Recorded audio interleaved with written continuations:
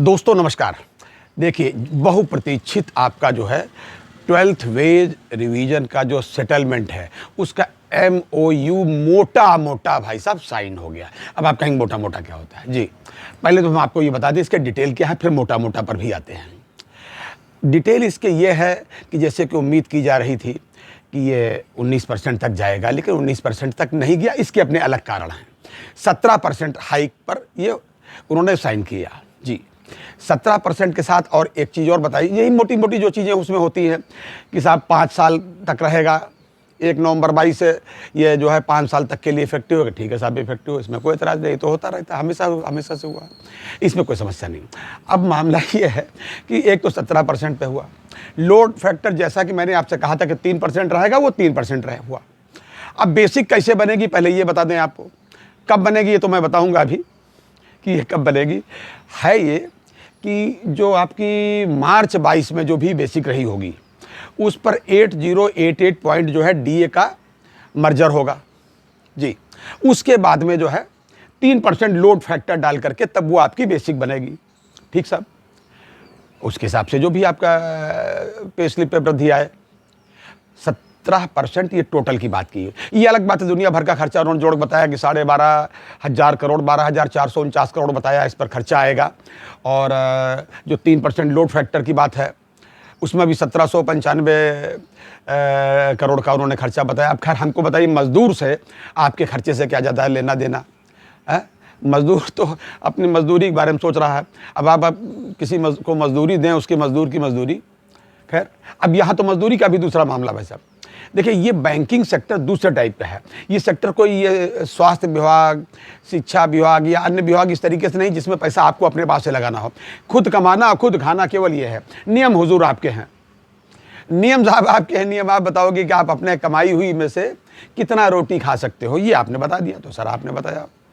और हाँ, जहाँ तक पेंशनर का मामला था, जो मैंने पहले ही कहा था, बिल्कुल भाई साहब वैसे हुआ।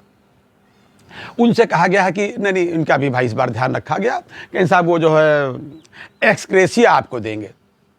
अब एक्सग्रेसिया एक ऐसा होता है, ये लैटिन वर्ड है पुराने ज़माने का भाई साहब। अब आप इसको अनुग्रह कह सकते हैं, अनुग्रह कृपा करके। इसी कोई एग्रीमेंट का पार्ट नहीं माना जाता ये। इसके एग्रीमेंट अनुबंध के तहत कोई शर्तें उड़ते नहीं लागू हो सकती।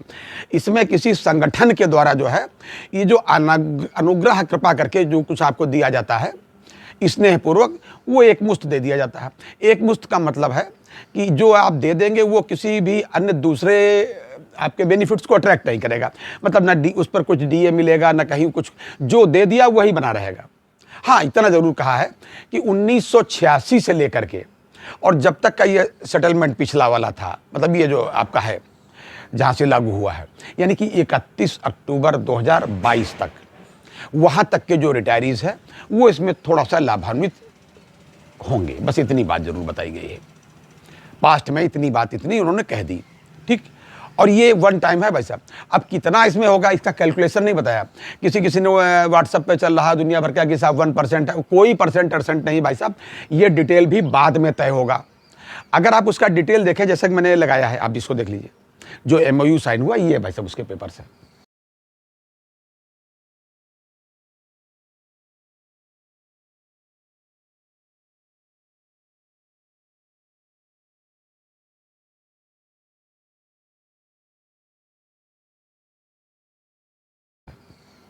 देखा आपने, इसमें साफ है कि ये बाद में डिटेल किया जाएगा। और कब किया जाएगा भाई साहब मालूम है?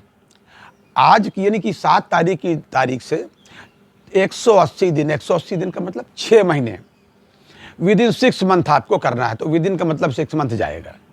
हमें उम्मीद बहुत कम है कि मार्च में इसका कोई आपको भुगतान एरियर मिल पाए। इसके लिए आप बिल्कुल आशान्वित मत रहिएगा। भगवान दे दे तो बड़ी कृपा है भगवान की, भगवान तो कुछ भी कर सकते हैं।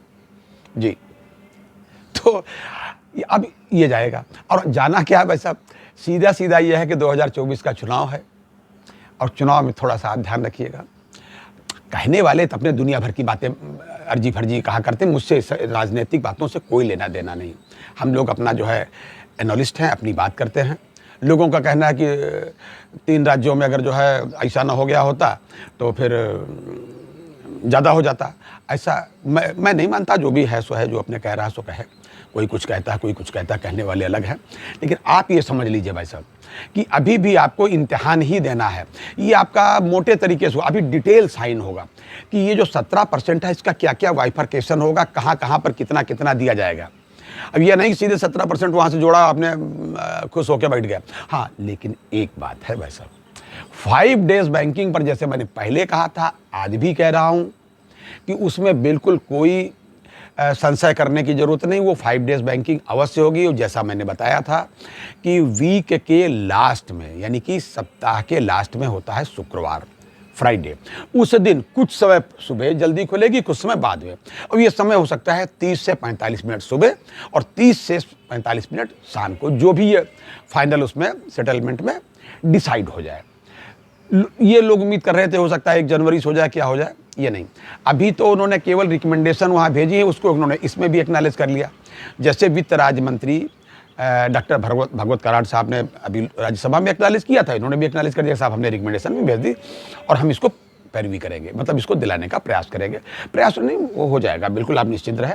लेकिन अब सेटलमेंट का जहाँ तक मामला है, हमारे यूएफबीयू के कन्वीनर बंदली साहब ने कहा था अभी मीटिंग में, नलिन शर्मा साहब के फेयरवेल में, कहा था कि साहब इतना एरिया आप लेकर के जाएंगे जितना आपने पिछले 3 साल में लिया था, मतलब पिछले सेटलमेंट में। तो अब पिछला सेटलमेंट 15 पर हुआ था, ये 17 में हुआ था। वो 3 साल बाद मिला था, ये फिलहाल तो 1 साल बाद हो गया है फाइनल। लेकिन अभी इसके फाइनल होने में अभी 6 महीने का समय और दिया गया है। तो अब क्या कहा जा सकता है कि किस हिसाब से उन्होंने कहा। बड़े नेता हैं, कुछ भी कह सकते हैं, और कहा होगा तो कुछ सोच के कहा होगा।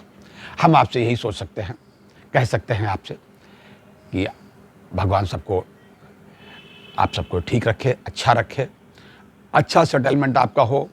उसमें अन्य जो डिटेल में सेवा शर्तें आएँ वो बिल्कुल सही आएँ, अच्छी आए। और एसोसिएशन एक मजबूर एसोसिएशन नहीं, इसको मजबूत एसोसिएशन आगे बनाइए, ताकि देश के हित में जो आप काम कर रहे हैं वो काम देश की प्रगति में हमको सबको, प्रधानमंत्री साहब को भी दिखाई पड़े कि ये बैंक की वजह से हो रहा है, हालांकि हो रहा है। अगली बार अन्य अपडेट के साथ, तब तक के लिए नमस्कार।